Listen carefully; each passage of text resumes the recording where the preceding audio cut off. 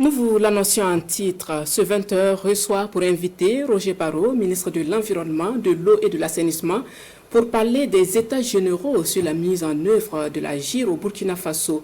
Bonsoir, monsieur le ministre. Bonsoir, madame. Merci d'être sur ce plateau ce soir. Merci. Alors, on entend très souvent parler de la GIR, pour ne pas dire la gestion intégrée des ressources en eau. Au-delà des termes techniques, que renferme cette notion? Merci beaucoup, madame. Merci pour cette opportunité que vous nous donnez.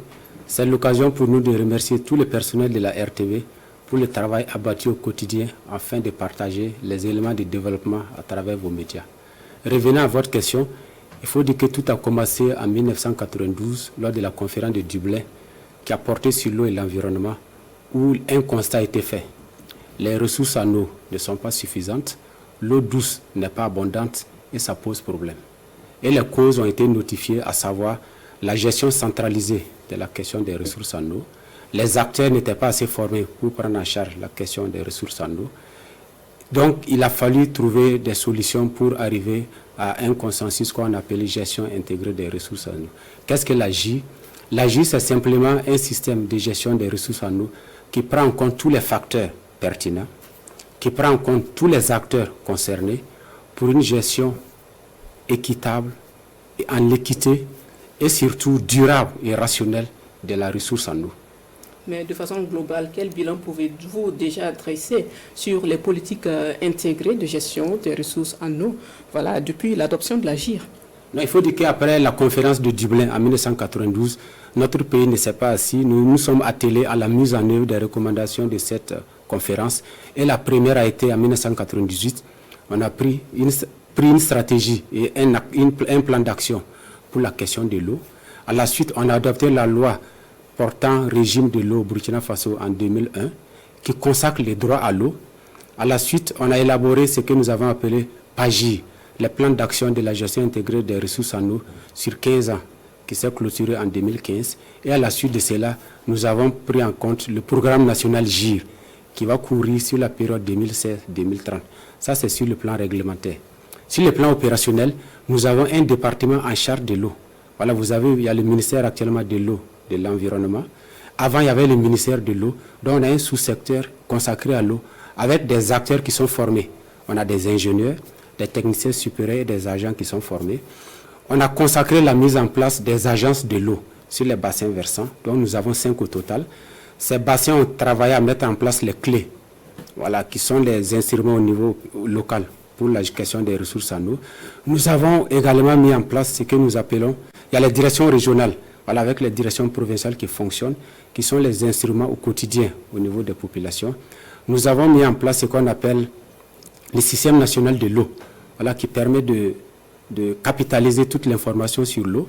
Nous avons la police de l'eau, qui permet de contrôler au quotidien les usages de l'eau, de faire des répressions aux besoins et sensibiliser les acteurs pour un changement de comportement. Donc voici assez d'actions qui sont mises en œuvre après la conférence de Dublin. Il faut dire, monsieur le ministre, vous l'avez d'ailleurs souligné, et toutes les actions que vous avez eu à poser concourent à un accès, voilà, plus large des populations aux ressources en eau. Il y a aussi la sécurité alimentaire et nutritionnelle. Est-ce que les objectifs sont atteints à ce niveau? Oui, il faut dire qu'avec le département en charge de l'agriculture, vous avez fait un reportage tout de suite sur cette question-là. Nous sommes en tandem. Nous devons mobiliser la ressource en eau, la mettre à la disposition des producteurs pour que la production suive. Donc nous sommes dans cette dynamique. Dès que vous voyez qu'on met en place un barrage, on va faire un périmètre irrigué pour que les gens puissent produire. Donc c'est des choses qui vont ensemble. Et vous êtes là ce soir pour parler des états généraux de la GIR. Et très souvent, quand on entend parler d'états généraux, c'est qu'il y a une crise.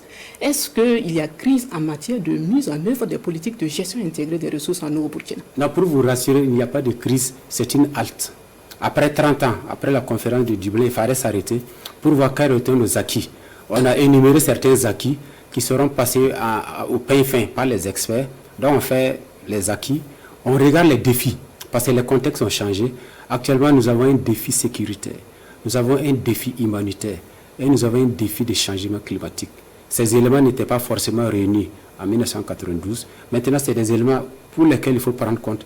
C'est pourquoi nous avons estimé qu'il faut faire 30 ans après et aller de l'avant en tenant compte du contexte qui a changé. Et le rendez-vous est pris pour les 12, 13 et 14 octobre prochains, donc pour analyser en profondeur ces politiques de gestion en eau et trouver des solutions consensuelles. Mais finalement, qui peut prendre part à ces rendez-vous? Non, pour prendre à ces rendez-vous, d'abord, il faut dire que c'est très important. C'est placé sous le patronat de son Excellence, Monsieur le Premier ministre. Et pour participer, nous avons travaillé avec les agences de l'eau qui ont convoqué 3 collèges. Voilà, il y a le collège des usagers, il y a le collège des collectivités, et qui vont venir pour participer à ces états généraux-là. Nous avons également le monde de la recherche et des universités qui vont venir pour partager leur avis avec nous. Nous avons également les partenaires techniques et financiers qui vont venir. Et nous avons les secteurs du développement rural. Vous avez parlé tout à l'heure de la connexion entre la sécurité alimentaire et la question de l'eau. Donc les acteurs du secteur rural vont venir également pour que nous puissions échanger ensemble. Et pour terminer, est-ce que vous avez un message à l'attention de ces bénéficiaires de toutes ces politiques et même des acteurs de mise en œuvre de ces politiques? Voilà, et pour aller dans un peu le contenu de ces états généraux-là, il y aura des axes de réflexion sur la contribution financière, donc la mobilisation des finances. Il y aura des réflexions sur la mobilisation des acteurs pour la mise en œuvre de l'AJ. Il y aura des réflexions sur le système national d'information. Et pour terminer, nous allons lancer un appel.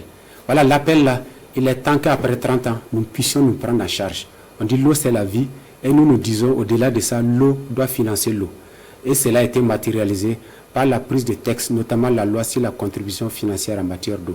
Donc c'est un appel à tous les acteurs pour que nous puissions contribuer au financement du secteur de l'eau, pour l'eau, afin que le développement soit une réalité dans notre pays. On vous aura bien compris. Merci, Monsieur le ministre de l'Environnement, de l'Eau et de l'Assainissement. Merci d'être passé ce soir sur ce plateau. Je rappelle, vous êtes venu nous entretenir sur les états généraux de la GIR prévus les 12, 13 et 14 octobre prochains. Merci de rester avec nous pour la suite de l'édition.